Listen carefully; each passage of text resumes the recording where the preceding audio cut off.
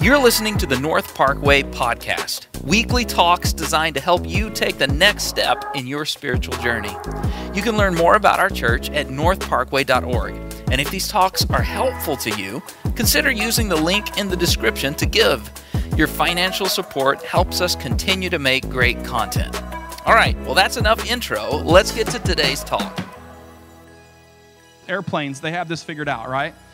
One time I read that they actually weigh the magazines that they put in the back seat or the backs of everybody's seats to make sure that they're not weighing down the plane too much for it to have fuel efficiency and for it to get to where it's going to be able to calculate how much fuel is in there. And that's why you see these crazy people at the bag check where they got their bags all open on the floor and they're frantically trying to change things over. That's my job. My wife, she'll pack. We'll measure our bags before we leave, okay? 50 pounds. I know that it was 50 pounds before we left. And then she sneaks something else in there. And then when we get to the airport, we got to unpack everything. And I got to sneak some stuff into a corner somewhere. And they realize that if the plane has too much weight on it, it's not going to make it to its final destination. And they say, look, we have to make sure that we steward what we put on this plane because we want to make it to I want it to make it to the final destination. I don't know about you this morning, but I would really like to land and not run out of gas before we get there. So they got it figured out. People are ripping stuff out of their suitcases, and Jesus is asking you to rip that stuff, that shame, that loneliness, that depression, that anxiety. He's asking you to rip that stuff out of your life so that you can travel light and run this race with endurance and to the end. And I can't imagine that day when we get to heaven and God says, "Well done, good and faithful servant." You might have fallen. You might have laid on the ground for a while. You might have been taken out by the enemy, but you got back up and you ran the race with endurance. Good job. I can't wait for that day. In the Bible, it says that his yoke, Jesus' yoke, God's yoke is light. His yoke is not a burden. It is light. I'll tell you this story. When I was 6 years old, I think this is the first time that I remember feeling shame in my life. My dad's a real hands-on kind of a guy, and we went to the hardware store for something. I don't remember what it was, and so I'm just tooling around behind the cart, and he gets to the checkout line, and he's got the cart in front of me, and I'm just looking at the candy on the rack and stuff, and I look down on the floor, and there's a bolt and two nuts on the floor, little bitty things, right? And so I picked this bolt and these two nuts up, and I'm kind of just twirling them on, just playing with it. And my dad says, "Okay, Jason, come on." And so I grab that and I walk out, and we get in the car. My dad packs the stuff in the car. He puts my seatbelt on, and he comes around to the back or the other side of the car, and he gets in the driver's seat, and he sees me playing with this nut and bolt. And he's like, "Where did you get that?" And I said, "I got it from the store." See, I had no concept that you needed to pay for things before you left the store. And my dad freaked out. I mean, freaked out. I guess we were a little bit on our ways home because he turned the car around. We drove back to the hardware store. He went in and found a manager. You're going to think my dad's a crazy person, and he kind of is. But he found a manager, and he said, "You guys have a jail here for people that steal, don't you?" And I'm like, "Oh my gosh, I'm going to jail today." And I felt so much shame because I had stolen something. I didn't even know, but I had so much shame. My dad was so disappointed in me. And I was like, "Oh my gosh, I'm 6 years old. How am I gonna go to jail, And I could see the guy's face. He probably thought my dad was crazy too. He kind of had like a half smile on his face, like, "What in the world?" And he's like, "No, you're gonna go to jail today." And I'm like, "Okay, that's interesting." And he was like, "I'll let you go this time, but if this happens again," do you know I've never stole one thing in my life because I was so traumatized by that moment? But that was the first time that I felt shame. We can feel shame in so many different ways, can't we? We can. Here's a couple of examples. A failed relationship, whether you're married or not married, a failed relationship can be shameful sometimes. Our appearance, we may be ashamed of our appearance. How much money we make or don't make. Maybe something that has been said to you or done to you that has created shame in your life. Maybe it's the house that we live in. You don't want to invite anybody over to your house because you don't want them to see what kind of house you live in. Or maybe you could be a Cubs fan. Or even worse, a Cowboys fan. You could have a lot of shame in your life if you don't root for the Chiefs every Sunday and Thursday and Monday night, all right? I had to put that in there for you, Pastor Chris. Am I too far north to make the Cubs joke? Am I going to get flogged after the service this morning? So this begs the question, right? This begs the question, where did shame come from? When did it make its first debut onto the scene? In Genesis, it says this, and the man and his wife, Genesis 2:25, the man and his wife were both naked and they were not ashamed. So there was a point when there wasn't any shame, but when did it come onto the scene? So here we are, 2 chapters into creation. Everything is going great. Adam is naming animals, and he's eating fruit, and he walks with God in the morning. God puts Adam to sleep. He takes out a rib, and when he wakes up, whoa, man, there's a woman standing there. Okay? And Adam is like, this deal's pretty good, right? And he's like, thank you, God. Things are good. And just 1 chapter later, just one, not even really 1 chapter later, Genesis 3:8-10, it says, and they heard the sound of the Lord walking in the garden in the cool of the day. I mean, come on, just put yourself in that moment for a second. You have communed with the God of the universe every morning. You have gotten to speak with him and tell him all the things, and he's telling you how amazing you are and what a great creation you are. And he says, look at all the things that we've created together. Look at all this stuff. And God comes that next morning, and he's looking around. He's like, Adam, Eve, where are you guys? And the man and his wife hid themselves from the presence of the Lord God among the trees of the garden. But the Lord called to the man and said to him, where are you? And he said, I heard the sound of you. Can you imagine that you can just hear the sound of God in the garden? You've been with him for that long that you can just hear the sound of him in the garden. I heard the sound of you in the garden, and I was afraid because I was naked and I hid myself. In the next verse, I didn't put this in there, but God almost just in tears, I can see I don't know that God cries, but in tears he says, who told you you were naked? Who told you that you weren't good enough? Who told you that your appearance, you should be ashamed of that? Who told you that I didn't love you? Who told you that you were naked? I can just hear God's heart breaking in that moment. They felt shame for the very first time, and I can't imagine what it would be like for God, but what would it be like for Adam and Eve to have completely changed? They have never felt these feelings before. And now they feel like they need to be removed from their Creator, the one that has walked with them. Who told you you were naked, God asks. Have you ever had a dream that you're running around in your dream naked? Everybody has, so don't act like you haven't, all right? It's a worry, it's a fear that, none of us would get up in the morning and forget to get dressed unless there was something wrong with us, but you have these fears of you running around. For me, it's in my high school. I'm running around naked in my high school, and everybody's like, oh my gosh, it's a fear. It's because we are ashamed of that sometimes. But shame causes us to see ourselves in a negative light, which studies have actually shown leads directly to anxiety and depression disorders. Shame causes us to look at ourselves and say, I'm not good enough, I'm not pretty enough, I'm not handsome enough, I'm not smart enough. And it leads us directly to anxiety and depression disorders. Shame will keep you pinned down for so long that you ultimately never accomplish the purpose that God has for you. And that is exactly what the enemy wants. He wants to keep you down with that weapon of shame, because I love what Pastor Chris said today in his office before we started. He said shame is a positive motivator if you can get rid of it, right? Because shame is something that we have to feel because of the fall of man, because we sinned. We sin every day. And so shame is something that we always have to feel, but it's that point where you go, okay, I have felt the shame, And I'm either going to step this way and go, okay, God has forgiven me. I'm going to move forward and learn from that. Or you come back to this spot and you say, you know what?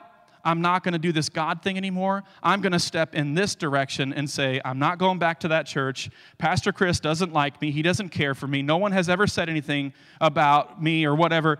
And you choose to start being pinned down by the enemy. He starts to put his foot on your neck and pin you down because he does not want you to fulfill the purpose that God has for you.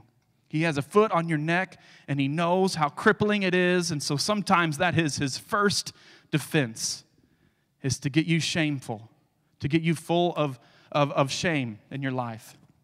So let's take a couple of looks at a couple of stories in the Bible that deal with shame, and I want you to see the reaction that Jesus has to these. The first one is the Samaritan woman.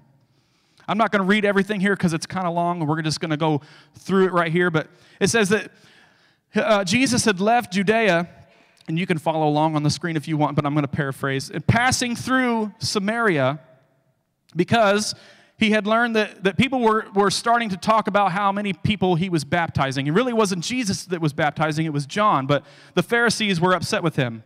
And so he left Judea, and he was on his way to Galilee, and he stopped in Samaria on the way.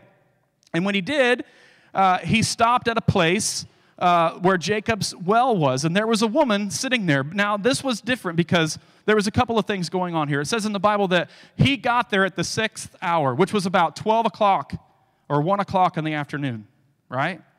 And why that's a weird thing is because it's really, really hot. It's the hottest part of the day, and a woman would not go up and get water at the hottest part of the day. She would go at the very earliest point in the day, in the cool of the day, so that it wasn't so hot. And so Jesus gets to this well, and this woman is there, which is the number one red flag. Jesus sits down at the well and starts talking to this woman. And the thing is that he wasn't supposed to talk to her. They didn't talk to each other. It says right here that the disciples had gone on to the city to buy some food, and the Jews had no dealings with the Samaritan woman. And so she was kind of freaked out about this. She's like, why are you talking to me? And he asked her for a drink. And he said, listen, or she told him, you don't have anything, this is a deep well, you don't have anything to get a drink with. And he goes, look, if you knew who was sitting right here, if you knew who was sitting before you today, you would not have asked for a drink of water. You would have asked for a drink of water that you'd never be thirsty again. And he says, Jesus answered her, if you knew of the gift of God who was sitting and saying this to you, give me a drink, you would have asked. So she asked him. In John 4:15 through 18, the woman said to him, sir, give me this water so that I never thirst again or have to come to draw water. She was trying to look for a way out of coming to the well. She didn't know what he was talking about. Jesus said to her, go call your husband and come here. The woman answered him, I have no husband. Jesus said to her, you're right in saying that you have no husband, for you have had 5, and the one that you're with right now is not your husband. What you have said is true. See, the reason that she didn't come in the morning is because she was ashamed that she had had 5 husbands, and the one she was with wasn't her husband either. And you look at this story, and you would think that she would be upset with Jesus, that she would just throw some water on him and run away. But Jesus has an ability to speak truth in love to us and say, look, this isn't the way that you should be living. And just a few moments later in Scripture, she runs back to the town with Jesus and says, meet the man who told me things that I never knew. I mean, come on. Jesus speaks truth into her life. He gets rid of the shame, and then she goes and tells everybody about who he is. Don't you feel like that would be a better reaction than laying down and letting the enemy just trample all over us with shame in our life? Wouldn't it be this thing where God says, you know what, you messed up here, right? But I have nothing but love for you, so let's move on. Let's learn from our mistakes, and let's move on. The second one is Peter's denial. And I really want you to get into the moment. Movies have tried to do it, but I wish that we could be in the moment, in the culture, to understand everything that was going on here. Because we can look on the outside and we can say, how in the world did Peter just a few nights ago say, Lord, it will never be me that tells everybody that I never knew you. It'll never be me that betrays you. Even if all of these people fail, I will not. That's what he said. And then just a few nights later, Peter finds himself at a fire with a little girl and a few other people around. And the little girl goes, don't I know you? Weren't you with Jesus? Peter goes, no, I never saw him. I never knew him. And about an hour later, someone else says, no. I've been thinking about this. I did see you with him. I remember when he healed that little girl. You were right there with him. I remember that. You were standing there right next to him. You must have known him. And Peter says, no, I didn't know him. I promise you I didn't. And about another hour later, another man comes up and he goes, no, you did know him. And Peter curses. He says, no, I didn't. And while he's still talking, what Jesus prophesied, that the rooster would crow, the rooster crowed right there in that moment. And I want you to put yourself in Peter's shoes this morning. Can you imagine? For the last 3 years, you've quit your job. You have followed this man. You have seen people be brought back from the dead. You have seen people, you've had your own ear put back on. Okay? You've seen people be healed in numerous ways, blind people seeing. You've seen 5,000 plus people be fed with a couple of fish and some loaves of bread. You've seen all of these things, and you told him you wouldn't forsake him, that you wouldn't abandon him. And within a couple of hours, you have. I just want you to understand the weight of that situation. How Peter must have felt. One of his best friends has just passed away, died a gruesome death on the cross, and now he's just betrayed him. He's denied him 3 times. But I want you to look at the redemption story here. I want you to see this. In John 21, 4 through 12, it says, just as day was breaking, Jesus stood on the shore. What you need to know is that as soon as he did that, Peter got with some of the disciples and he's like, well, because here's the thing is that they thought that Jesus was coming to eradicate everything and that he would be the ruler. And they were even talking about who was going to sit at the right hand, not in heaven, but here on earth. They were talking about who was going to sit at the right hand of Jesus, who was going to be his number one guy. They thought that he came to earth to establish a kingdom that would eradicate everything else. But that wasn't what he was talking about.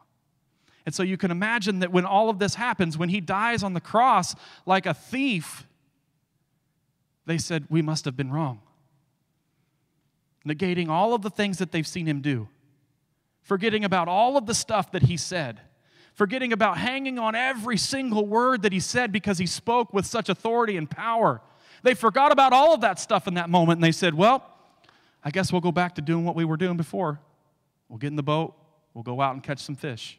So that's where they're at right now. Just as day was breaking, Jesus stood on the shore. Yet the disciples did not know that it was Jesus. Jesus said to them, children, do you have any fish? They answered him, no. He said to them, cast your nets on the other side of the boat. You remember when Jesus said that once before? He said, cast your nets on the other side of the boat, and you will find some. So they cast it, and now they were not able to haul it because there were so many fish in the net. The disciples whom Jesus loved, therefore, said to Peter, it is the Lord. Can you imagine having been Peter in that moment, casting those nets, oblivious to who's on the shore, in that moment, casting the net on the other side and thinking, this is a deja vu kind of a moment here. Because when he first met Jesus, he was in a boat just like that. And Jesus said, hey, have you caught any fish? They said, no. He said, cast your nets on the other side. And can you imagine in that moment, Peter's down on the boat bed, and he's pulling up, and as he feels the weight of the fish. And I have to think that in his mind he's going, that's Jesus. And although he may be joyful that it's Jesus and have lots of questions, in that moment he realizes that he's going to have to face the shameful thing that he did. So they pull the nets up onto the boat. And this disciple says to the rest of them, it is the Lord. Peter jumps off of the boat. He was about 100 yards from shore. Peter jumps off of the boat into the water and swims as hard as he can. You know why? I feel like this is not theology. And I got this from my father-in-law. You know why? I think he wanted to get to Jesus first. I think he felt so much shame. I think he felt so badly that he wanted to get to Jesus first, because if he was going to get scolded, he wanted it to be alone, not with all of his disciples around him. Because we don't know whether they know that he did deny knowing Jesus. He gets to the shore, and through the fog, he starts to walk up the beach, and he starts to see a fire and fish sizzling on the fire. And Jesus looks up. I can see his face. Jesus looks up at Peter and says, Peter, I love you. Now let's eat. Can you imagine that moment? All that Peter wanted to say, Jesus, I'm so sorry. I know that I said I wouldn't. I know that I said, and Jesus doesn't even let him speak. He just says, Peter, I love you. Now let's eat some fish. It says that they got to land, the rest of them, they pulled fish up onto the shore in the nets. They could barely get it up there. And they start to eat breakfast together. And I looked up, and these aren't the number 1 and 2, but I looked up to see what are the most powerful words and the most wanted words to be heard from someone. And one of them is, I love you. The second one is, I forgive you. And the third one is, let's eat. I'm serious. Let's eat. Jesus could have ripped him apart. He could have said, no, you get back in the boat. I don't want to see your face. I'm not here for you. And maybe you feel that way today. Maybe you feel like you've done so many things that you said you wouldn't do. You promised you wouldn't do them, and you still did. Maybe you still are. And Jesus is looking at you this morning saying, I love you, and I forgive you. It's amazing. Jesus prepared a table in the midst of a defeated enemy. He had just won the keys to hell and the grave. He prepared a meal in front of his enemies, in front of his shame, in front of his disappointment. And he said, come on, let's eat. Now, I struggled with this when I was a kid. When I was a teenager in my 20s, I struggled because I didn't understand how God could be so loving that he could just forget about what I did. And I still struggle with that. When I said I wouldn't do something, when I promised, Lord, this is the last time, I'll never say that again, and then in the moment I know what I'm doing and feel the conviction of the Lord afterwards and say, our thought goes to, God must not want to be with me anymore because he's mad at me. And that's not the truth. You see, we can't comprehend it because God is bigger than us. We can't comprehend that kind of love because he is love. In the normal world, we would go, look, you've done this to me so many times, I have to create a boundary to keep you out of my life. That is not what Jesus does. He prepares a table. My last point this morning, if the worship team wants to come. He prepares a table right in the midst of his shame and his embarrassment. In Peter's darkest hour, Jesus looks at him and smiles and says, I love you, Peter. Now let's eat. In Psalm 23, David wrote the same thing. Listen to this morning. You prepare a table before me in the presence of my enemies. Now, I like to eat, okay? I do. That's my favorite thing to do. Ask Pastor Chris. Almost every day, about 11 o'clock, I'd be starting to make plans to go out and eat. I'd be like, hey, Chris, You want to go out to eat today? And he would always say no. And then I'd finally had enough money, 2 pennies to rub together. And I said, listen, if you go to dinner with me, I'll pay for it. He's like, okay, let's do it, And so I love to eat. And so I always thought of this as he prepares this, like on movies where they have the really long table, you know what I mean? And they've got a feast put on it, right? That's what I thought, because I was like, I'm going to belly up to that dude. I'm going to have a chicken wing in this hand and, a piece of corn in the other hand, and we're going to have a feast in the middle of our circumstances, in the middle of the enemy being right there. But I want you to see it this way. I'd never seen it this way before. A shepherd with sheep, after they had come out of the valley and come up onto a high part where there was flat ground, that's where they would sleep at night. And so the shepherd would put the sheep in a place where he knew that they were safe, and then he would go around to the rest of they call it a table. That's where they get to prepare the table.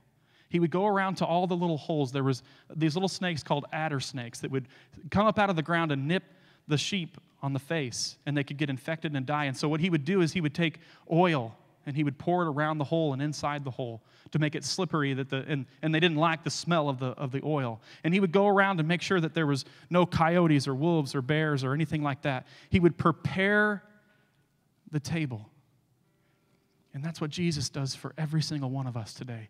He not only will take the shame away from you and create a whole new story for you, he wants the shame to never even get to you.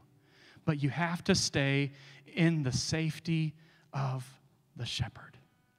What happens is that we feel like we've got it all figured out, and we start to walk away from the care of the shepherd.